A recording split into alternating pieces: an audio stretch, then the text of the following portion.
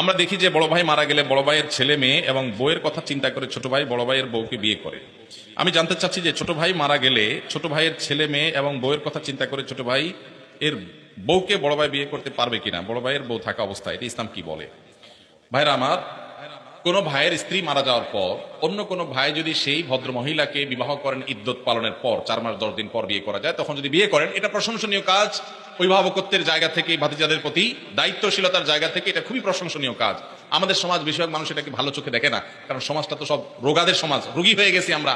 ভালো জিনিস আমাদের কাছে খারাপ লাগে, খারাপটা বরং ভালো লাগে। এটা ভালো কাজ। এখন কথা হলো, বড় ভাই তার একজন স্ত্রী আছেন, এই অবস্থায় ছোট ভাই মারা গেছেন, ছোট ভাই স্ত্রীকে বিয়ে করবেন কিনা? উত্তর হলো, ছোট ভাইয়ের স্ত্রীকে বিয়ে করতে শরিয়াত দৃষ্টিকোণ থেকে কোনো বিধিনিষেধ নাই, বিয়ে করতে পারবে না এমন কোনো কথা নাই। বাকি তার দুজন স্ত্রী একসঙ্গে থাকলে তিনি ইনসাফ করতে পারবেন কিনা, শরিয়ার বিধিবিধান মানতে পারবেন কিনা, সাম্য